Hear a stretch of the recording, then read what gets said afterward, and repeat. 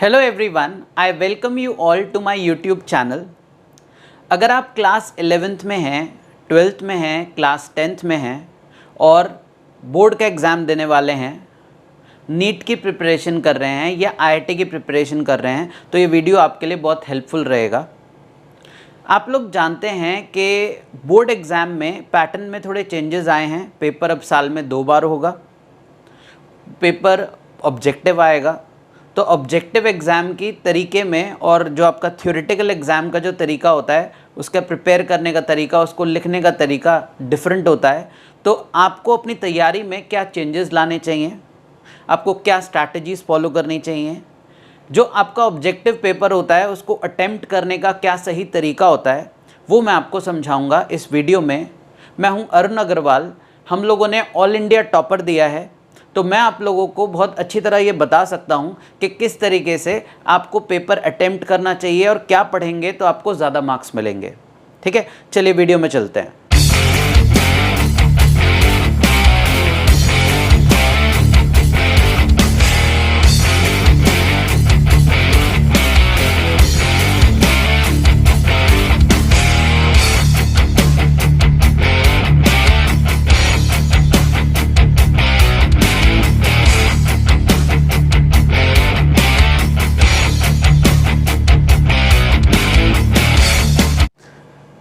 तो देखिए बेटा, आज की जो वीडियो है वो 2 पार्ट में रहेगी। पहले पार्ट में मैं आपको नए पैटर्न के बारे में बताऊंगा, उस पैटर्न में के बेसिस पे आपको क्या क्या अपनी प्रिपरेशन में चेंजेस लाने हैं उनके बारे में बताऊंगा। और सेकंड पार्ट में मैं आपको बताऊंगा कि अगर पेपर ऑब्जेक्टिव अटेम्प्ट करना है तो हमें किस तरीके से अटेम्प्ट करना चाहिए जिससे हम ज़्यादा स्कोर करें। और एक एंड में मैं बोनस टिप दूंगा जिसमें अगर आप मान लो गेस भी कर रहे हो, तुक्का भी लगा रहे हो, तो क्या आप इन किन बातों का ध्यान रखो जिससे आप लोगों के तुक्के के सही होने की प्रोबेबिलिटी बढ़ जाए। तो जैसा आप जानते ही होंगे कि हमारा जो एग्ज़ाम है वो साल में 2 बार होगा। बोर्ड एग्ज़ाम की बात करें तो ये आपका जो पहला एग्ज़ाम होगा, यानी जो फर्स्ट फेज़ का जो एग्ज़ाम होगा उसमें आधा सिलेबस पूछा जाएगा। जो सेकंड आपका एग्ज़ाम होगा उसमें बाकी का आधा सिलेबस पूछा जाएगा। मतलब अब की बार ऐसा नहीं होने वाला है कि हमारा जो फाइनल एग्ज़ाम है उसमें हमें पूरी बुक प्रिपेयर करनी पड़ेगी। फर्स्ट जो आपका एग्ज़ाम होगा उसमें आधा सिलेबस, फिर सेकंड एग्ज़ाम में आपका आधा सिलेबस रहेगा। अब वो सिलेबस क्या होगा वो तो देखो 31 को रिलीज़ होने वाला है, तो जब भी पता चलेगा। फ़िलहाल आप देखो जो फ़ेज़ 1 है उसका जो एग्ज़ाम है वो नवंबर दिसंबर में है। मतलब जो पहला एग्ज़ाम है आपका वो नवंबर दिसंबर में है, फर्स्ट हाफ सिलेबस का। ये जो आपका पहला एग्ज़ाम है ये मल्टीपल चॉइस क्वेश्चंस यानी आपका एमसीक्यू बेस्ड होगा, ये ऑब्जेक्टिव बेस्ड है। तो सबसे बड़ा चेंज देखो यहाँ पर है।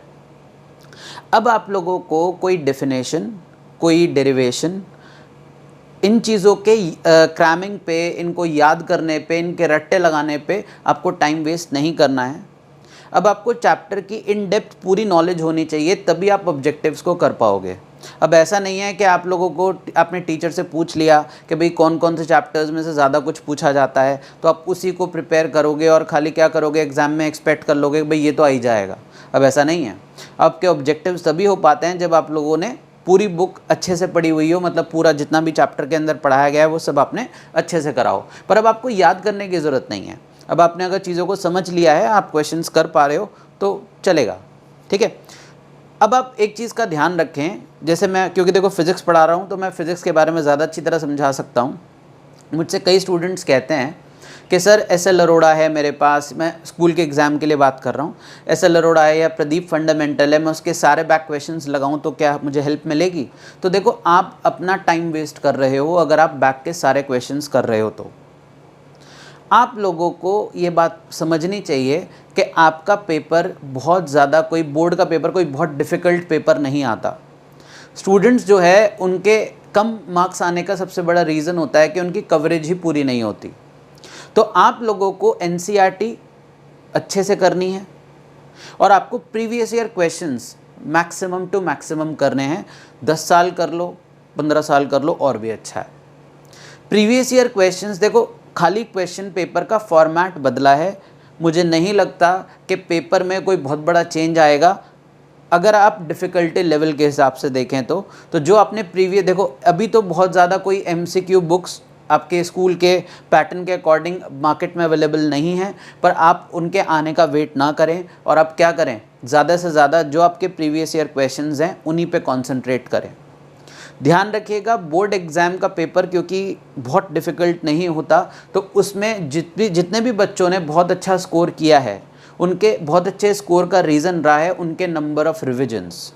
अगर आप 4 बार 5 बार 6 बार चीज़ों को रिवाइज़ करके जाओगे तो आपके ज़्यादा अच्छे मार्क्स आएंगे रादर देन आप एक ही चैप्टर के सारे बैक क्वेश्चंस लगाने में लगे रहो। अगर आप में से किसी ने बैक क्वेश्चंस करे भी होंगे तो आप लोगों ने देखा होगा कि हम नॉर्मली कभी बुक लेके बैठते हैं रिफ्रेशर को तो पहले थ्योरी पढ़ते हैं, फिर सॉल्व्ड एग्जाम्पल्स करते हैं और फिर कहीं जाके उसके बैक क्वेश्चंस करने लगते हैं, तो 1-2 चैप्टर के बाद ही फिर हम लोगों को लगता है हमारे एग्ज़ाम आ गए, पूरा टाइम निकल गया उसी में। तो यहाँ पर आप लोग लैग कर जाते हो। तो आपको सबसे पहला काम क्या करना है कि आप लोगों को किसी भी बुक के प्रीवियस ईयर आपके बैक क्वेश्चन सारे करने की कोई ज़रूरत नहीं है। आपका जो फोकस होना चाहिए वो बोर्ड के जो प्रीवियस ईयर क्वेश्चंस हैं उन पे होना चाहिए अगर बोर्ड एग्जाम के लिए प्रिपेयर कर रहे हो तो, और एक आपका जो फोकस होना चाहिए वो एनसीईआरटी क्वेश्चंस पे होना चाहिए। इवन एनसीईआरटी में भी बोर्ड के अंदर तो फिजिक्स में एडिशनल में से भी बहुत ज़्यादा क्वेश्चन नहीं आते हैं, कोई एक आधा कोई क्वेश्चन आ गया तो बहुत बड़ी बात रहती है। तो आप लोगों को एक बार अपने टीचर से कंसल्ट करना चाहिए कि भाई एनसीईआरटी में कौन से क्वेश्चन करें, कौन से क्वेश्चन छोड़ दें, और प्रीवियस ईयर क्वेश्चन तो मैक्स टू मैक्स जितने कर सकते हो उतने लगा लो। ठीक है, उन्हीं से आपके ऑब्जेक्टिव का भी आपको आइडिया लग जाएगा कि किस तरीके, क्योंकि जब आप क्वेश्चन पढ़ोगे तो आपको कहीं ना कहीं उन्हीं की रिफ्लेक्शन उसमें दिखाई देगी। ठीक है, रिविजन्स का ज़रूर ध्यान रखें, जितनी आप कोर्स को जल्दी प्रिपेयर करें और बार बार उसको उसके माइंड मैप्स बना लें और उनको टाइम टू टाइम कम समय में रिवाइज करने की हैबिट डालें, क्योंकि आधे लोगों के साथ तो रिवीजन का कभी नौबत ही नहीं आती है। वो 1 या 2 चैप्टर करते हैं और उनका कोर्स खत्म हो जाता, आपको उनका एग्ज़ाम आ जाता है, उन्हें पता ही नहीं चलता कि कब एग्ज़ाम आ गया। तो इस बात का आप टाइम का थोड़ा ध्यान रखें, क्योंकि एक प्रॉब्लम और है। देखो, मैं पहले आपको एग्ज़ाम के बारे में बता दूं कब कब है, तो मैं आपको रिलेट करके बताऊँगा मैं क्या कह रहा हूँ। देखो, आपका जो पहला एग्ज़ाम है मैंने आपको बताया नवंबर दिसंबर में है, ये पहले वाला एग्ज़ाम है। ये आपका टोटल ऑब्जेक्टिव पेपर आएगा। इसके अंदर आपके नॉर्मल जैसे ऑब्जेक्टिव क्वेश्चंस होते हैं एक वो आएगा, एक असर्शन रीजनिंग आएंगे, और इसके अंदर आपके केस स्टडी बेस्ड क्वेश्चंस आएंगे। अब केस स्टडी बेस्ड क्वेश्चंस और अगर आपको बाकी सारे क्वेश्चंस चाहिए तो आप मेरे टेलीग्राम चैनल ज्वाइन कर सकते हो, मैं लिंक डालूंगा। उसके अंदर मैं बुक्स की PDF आपके इसी तरीके के ऑब्जेक्टिव क्वेश्चंस वगैरह डालता रहता हूं, जिससे आप लोगों को थोड़ी हेल्प मिल जाएगी, है ना। अब कहानी क्या है कि जो पेपर है आपका 90 मिनट्स का होगा। अब ये 90 मिनट्स का पेपर अटेम्प्ट कैसे करना है वो मैं आपको टेक्निक में बताऊंगा कि एंड में अब पेपर कैसे अटेम्प्ट करते हैं। ठीक है, अब इसमें जो आपको टाइम मिल रहा है वो लगभग 4 महीने का मिल रहा है। ठीक, अब देखो जो आपका सेकंड पेपर है उसमें देखो ज़रा क्या कहानी है। ये पेपर आपका जा रहा है मार्च और अप्रैल में। ये जो पेपर है ये आपका थियोरेटिकल एग्ज़ाम है। इसके अंदर आपके सारे वही जैसे पहले आते थे शॉर्ट आंसर लॉन्ग आंसर सब आएंगे इसमें, है ना। इसके अंदर भी आपका आधा सिलेबस आने वाला है, पर इसकी प्रिपरेशन के लिए आपको जो टाइम मिल रहा है वो सिर्फ 2 महीने मिल रहे हैं। क्या 2 महीने में आप आधा सिलेबस कर पाओगे? तो यहाँ पर एक चेंज है।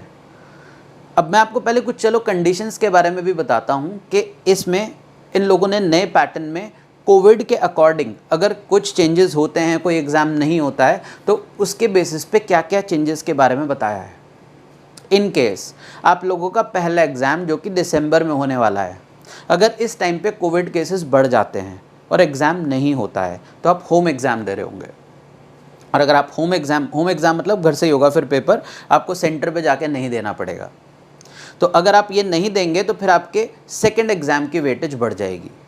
सेकंड की बढ़ जाएगी तो मतलब पहले दोनों के बराबर है, हाँ दोनों के बराबर है। अगर दोनों ही आपके ऑफलाइन हो जाते हैं तो 50% वेटेज पहले वाले की और 50% वेटेज सेकंड वाले की है। पर अगर कोविड केसेस बढ़ जाते हैं और पहला वाला एग्ज़ाम आपका जो दिसंबर में होने वाला है अगर वो किसी वजह से नहीं हो पाता है तो आप वो घर से देंगे, और उस केस में इसकी वेटेज घट जाएगी और सेकेंड वाले की वेटेज बढ़ जाएगी, है ना। और अगर दोनों ही टाइम पे कोविड केसेस बहुत ज़्यादा रहते हैं और दोनों ही नहीं होते हैं तो फिर आप लोगों का जो पेपर है वो कंबाइंड एक MCQ पेपर होगा, और उस केसेस में आपके स्कूल का जो एग्ज़ाम के मार्क्स हैं वो भी उसमें कंसिडर किए जाएंगे।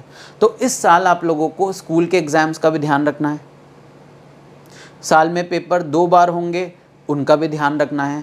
तो इसीलिए ये बात ध्यान रखिएगा कि बाकी के साल में जो बच्चे एग्ज़ाम बोर्ड के दे पाए हैं या वो पूरे साल आराम करके एंड में भी पढ़ के स्कोर कर जाते थे, वैसा इस साल होने वाला नहीं है।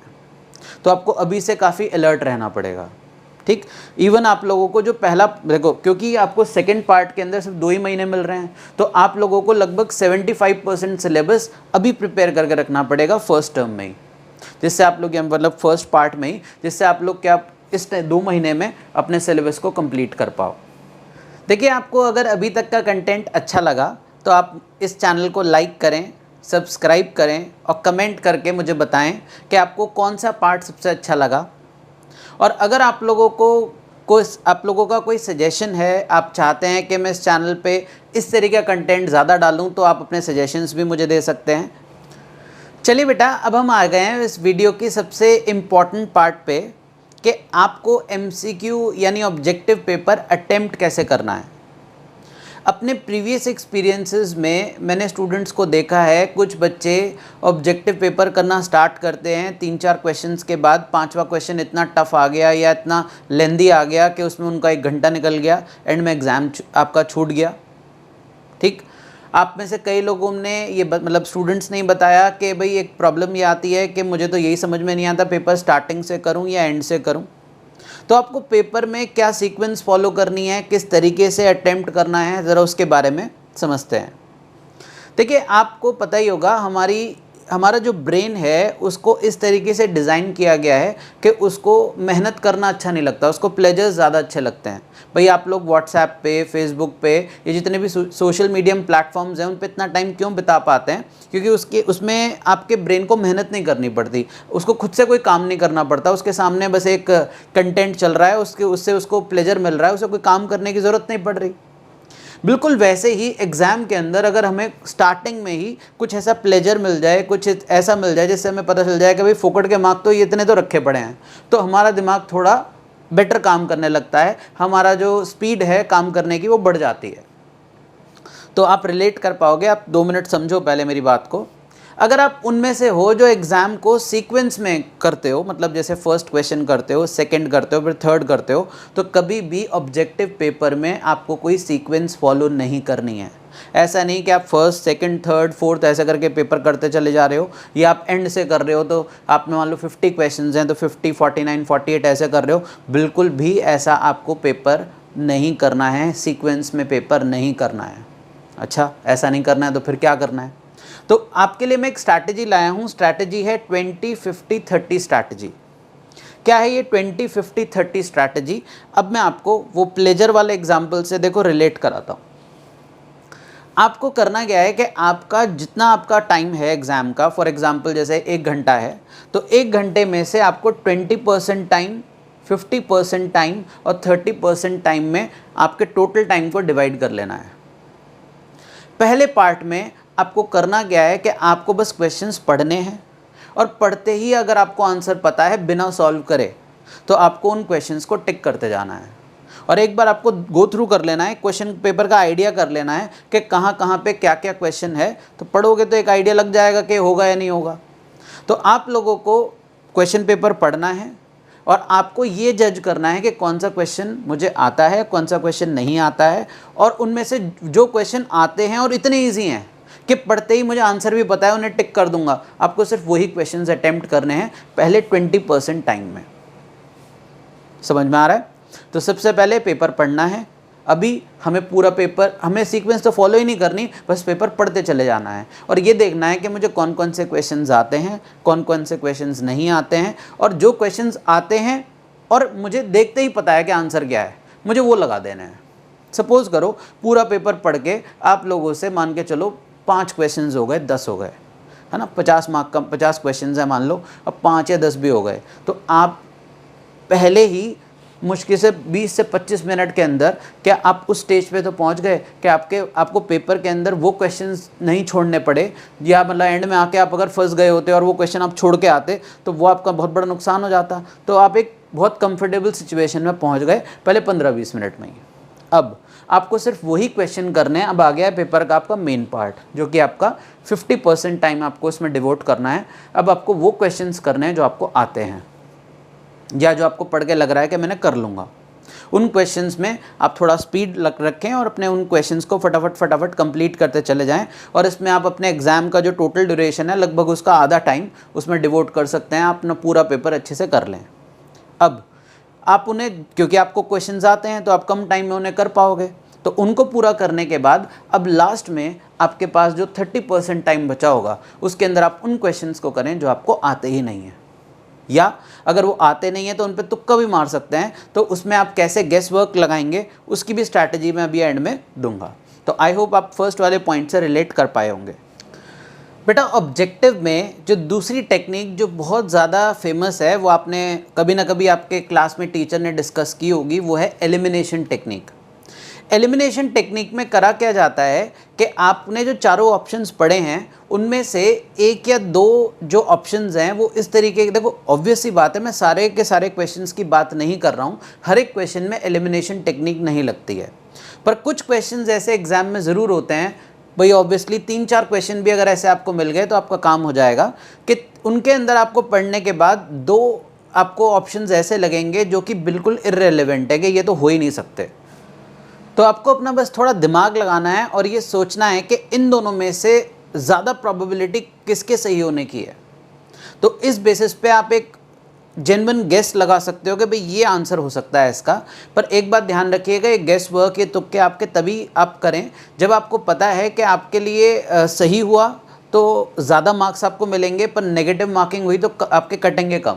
भाई जैसे ज़्यादातर एग्जाम्स में क्या होता है कि +4 और -1 होता है, तो भाई सही हुआ तो 4 मार्क मिलेंगे और गलत हुआ तो 1 ही कटेगा। तो ऐसे केस में आप गेस वर्क कर सकते हो, पर अगर मान लो इक्वल नेगेटिव मार्किंग है भाई +4 और -4, तो फिर ऐसे केस में मैं आपको सजेस्ट करूँगा कि आप गेस वर्क करें ही ना, आप तुक्के ना ही मारें।